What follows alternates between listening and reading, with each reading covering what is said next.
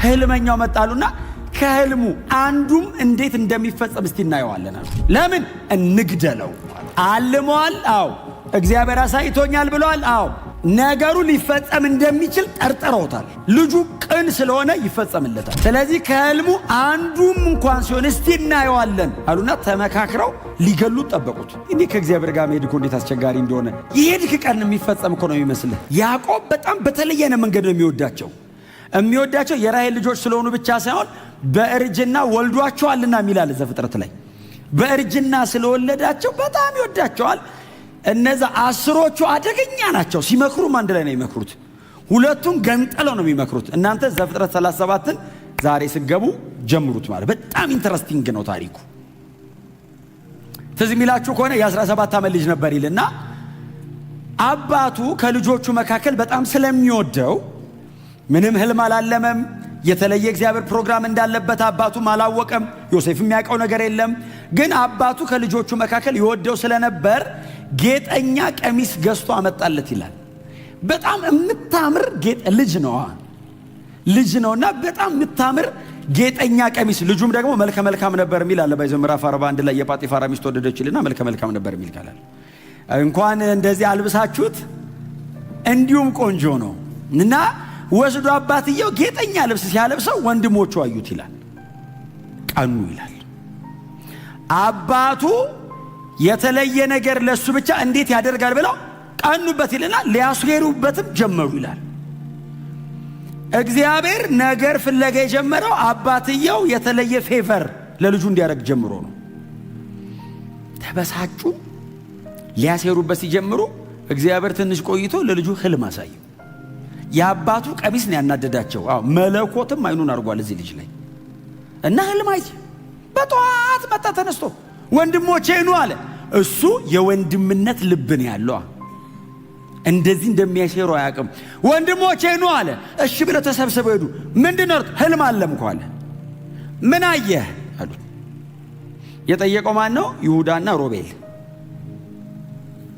ምን አየህ ሲሉት የእናንተ 11 ነዶ አለ። እሺ በእኔ ነዶ ፊት አለ። የእኔ ነዶ ከፊት ነች አለ።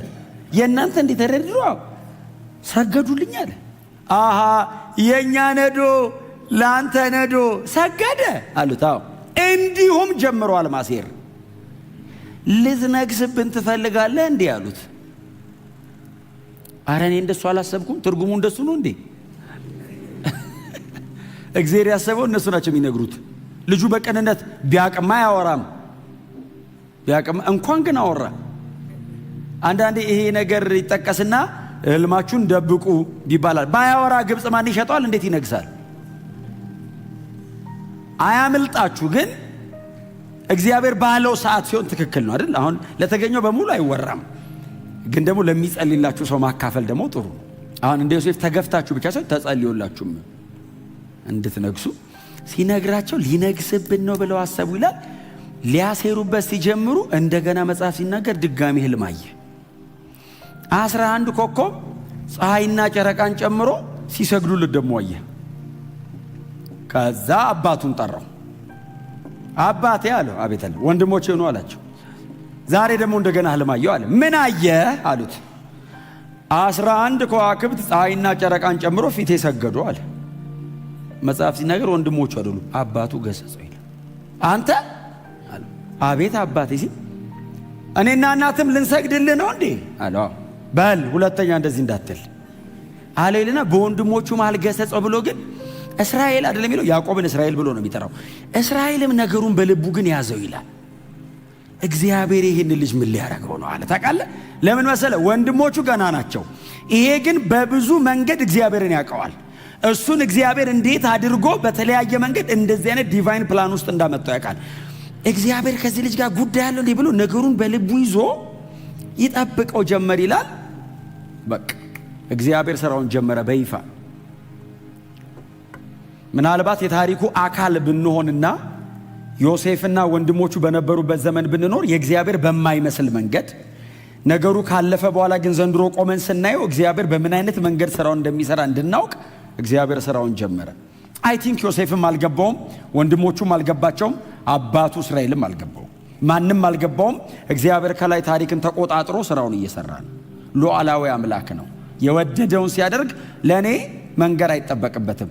አድርጎት በኋላ ይገባኛል። አባቱ እስራኤል ተነሳለው ብድጋለ ዮሴፍ ሂድና እስቲ ወንድሞች ምን እየሰሩ እንደሆነ የት እንዳሉም እስቲ እያቸው፣ እረኝነት ሄደዋለሁ እስቲ እያቸው ብሎ ወንድምየውን ተነስና ሂዳለው። ተነስቶ ሄደ። ወንድምየው በምድረ በዳ ይፈልጋቸው ጀመር ይላል። ወንድሞቹ ሲፈልግ አጣቸውና በምድረ በዳው መሃል ላይ አንድ ሰው አገኘ። ወንድሞቼን አይታቸው ይሆን? በግና ፍየሎች ይጠብቃሉ፣ ወዴት ሄደው ይሆን ሲሉ አይቻቸዋለሁ፣ ወደ ዶታይን ሳይሆኑ አይቀርም ብሎ ምልክት ሲሰጠው ወደ ዶታይን ሲሄድ ወንድሞቹ ተሰብስበው ቁጭ ብለው ከሩቅ ሲመጣ ዮሴፍን አዩት ይላል። በጣም ነው በእውነት ነው የምላችሁ ማዝ ነው። የእግዚአብሔር እንደሆነ ገብቶኛል፣ መለኮታዊ እንደሆነ ተረድቼዋለሁ። ነገሩ ካለቀ በኋላ ዮሴፍ ራሱ በግብፅ ምድር ለወንድሞቹ ይነግራቸዋል ይህን ጉዳይ። ግን ሲኖር እንዴት ከባድ እንደሆነ ግን አሰብኩት። በጣም በእውነት ልብ ያዘነ። ሲመጣ አዩትና ከሩቅ ህልመኛው መጣ አሉ። ቃል በቃል እንደሱ ነው ያሉት።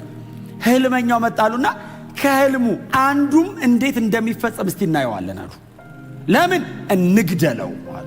አልሟል። አዎ እግዚአብሔር አሳይቶኛል ብለዋል። አዎ ነገሩ ሊፈጸም እንደሚችል ጠርጥረውታል።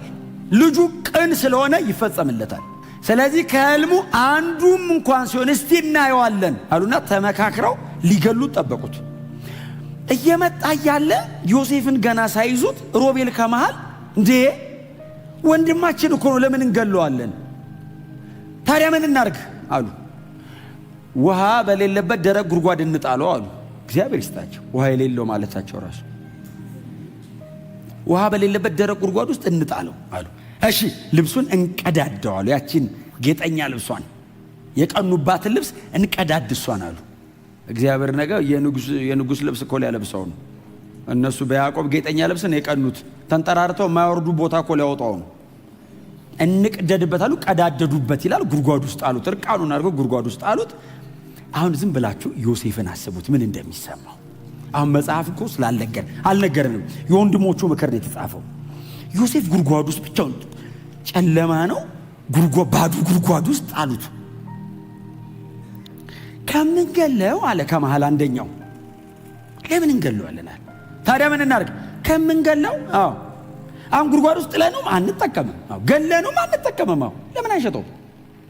ይሁዳ ይባላል። ባይዘው ይሁዳ ነው ስሙ። ምን ነው ይሁዳ ነው ስሙ። የብሉዩ ዮሴፍን ሸጠ፣ የአዲሱ መሲህ ሸጠ። ይሁዳዎች እንሸጠው አለ። ለማ ሲሉት እስማኤላውያን ያው እየመጡ ነው፣ ለነሱ ወደ ግብፅ ሄደው ነግደው ስለሚመለሱ ከፈለጉ ይግዙት፣ ካልፈለጉ ግብፅ ይሽጡት ብለው ዮሴፍን በሚያስመርር አይነት መንገድ የእግዚአብሔርን የዘላለማዊ ፕሮግራም በሚያስፈጽም በእግዚአብሔር ሉዓላዊ ፈቃድ ተጽዕኖ ስር አድርገው ሸጡት። እግዚአብሔር ከእጃቸው በዚህ መንገድ እንዲወጣ አረገው። መዝሙረኛው ሲዘምር ምንድነው የሚለው? በባርነት የተሸጠውን ዮሴፍን ከነርሱ አስቀድሞ ላከው። ይመጣሉ ነው አይደል መዝሙረኛው?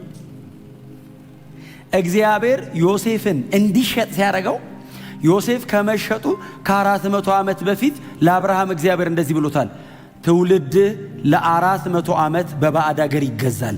እግዚአብሔር ከ400 ዓመት በፊት ለአብርሃም ትውልድ ባዕድ አገር ይገዛል የሚለውን ትንቢት የፈጸመው ወንድሞቹ ዮሴፍን እንዲሸጡ አድርጎ ነው። ይሄ የእግዚአብሔር ፕሮግራም ነው። ዮሴፍስ አያቅም ይሄንን። ሙሴስ ኦልሬዲ ገብቶት ነው እየጻፈ ያለው። እግዚአብሔር ምዕራፍ 15 ላይ ለአብርሃም ነገረው። ምዕራፍ 37 ላይ ትንቢቱ እየተፈጸመ ነው። ለአራት ትውልድ የሚገዛው እስራኤል በዚህ ብላቴና ምንም በማያቅ ኢኖሰንት በሆነ ቀጥሎ ጂኒውን በሆነ ሕፃን ልጅ በኩል እየተፈጸመ ነው። የ17 ዓመት ልጅ ነው እየተሸጠ ያለው። የ17 he was a teenager ምንም አያቅም። የ17 ዓመት ልጅ መሆኑ ብቻ አይደለም፣ እረኛ አይደለም። ከወንድሞቹ ጋር አባቱ አጠገብ ነው የሚቀመጠው። ክፉና ደግ ምናምን ብዙ ማያቅ በጣም ምስኪን ልጅ። ይሁዳ ቢሸጥ፣ ሮቤል ቢሸጥ፣ ሌሎቹ ቢሸጡ ደጅ እየሄዱ በግ እየጠበቁ ፍየል እየጠበቁ ከአውሬ ጋር መታገል ለምደዋል። ይሄ ልጅ ምንም ያውቀው ነገር የለም።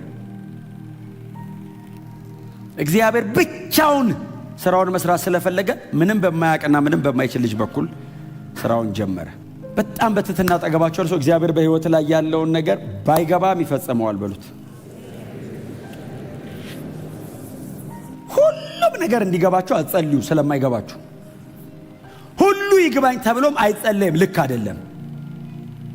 አንዳንዱ ይግባኝ፣ ውሉን አሳየኝ፣ መንገዱ ልክ እንደሆነ ብቻ ኮንፈርም አድርገኝ ተብሎ ነው የሚጸለየው። እግዚአብሔር ግብፅ ሲወስደው ይሄንን ልጅ ደሞ እኮ እንዴ ከእግዚአብሔር ጋር መሄድ እኮ እንዴት አስቸጋሪ እንደሆነ ይሄድክ ቀን የሚፈጸም እኮ ነው የሚመስልህ። ፈርዖን ፊት ቀርቦ ልጁ ወደ ንግስና የመጣው እኮ በ30 ዓመቱ ነው። 13 ዓመት ተሰቃይቷል። 13 ዓመት። ስለ ዮሴፍ እግዚአብሔር ይመስገን።